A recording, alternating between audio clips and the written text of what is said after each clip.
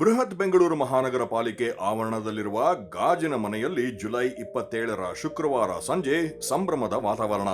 ನಾಡಪ್ರಭು ಕೆಂಪೇಗೌಡ ಅವರ ಜಯಂತಿಯ ಅಂಗವಾಗಿ ಮಹಾನಗರ ಪಾಲಿಕೆ ನೀಡುವ ನಗರದ ಅತ್ಯುನ್ನತ ಗೌರವ ಕೆಂಪೇಗೌಡ ಪ್ರಶಸ್ತಿ ಪ್ರದಾನ ಸಮಾರಂಭ ಇಲ್ಲಿ ಆಯೋಜಿಸಲಾಗಿತ್ತು.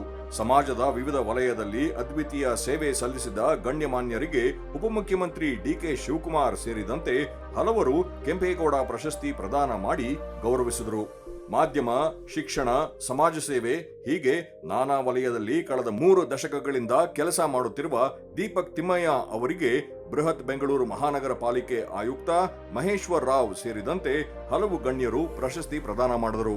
ಜೇಡರಬಲೆ ಕಾರ್ಯಕ್ರಮದ ಮೂಲಕ ಮನೆ ಮಾತಾದ ದೀಪಕ್ ತಿಮ್ಮಯ್ಯ ಅವರು ಆನಂತರ ದೃಶ್ಯ ಮಾಧ್ಯಮದಲ್ಲಿ ಹಲವಾರು ವಿಭಿನ್ನ ಕಾರ್ಯಕ್ರಮಗಳ ಮೂಲಕ ನಾಡಿನ ಗಮನ ಸೆಳೆದರು.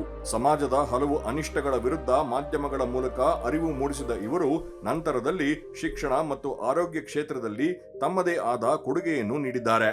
ಇವರ ಈ ಸೇವೆಯನ್ನು ಗೌರವಿಸಿ ಅತ್ಯುನ್ನತ ಪ್ರಶಸ್ತಿಯನ್ನು ನೀಡಲಾಗುತ್ತಿದೆ ಎಂದು ಈ ವೇಳೆ ಪ್ರಕಟಿಸಿದರು.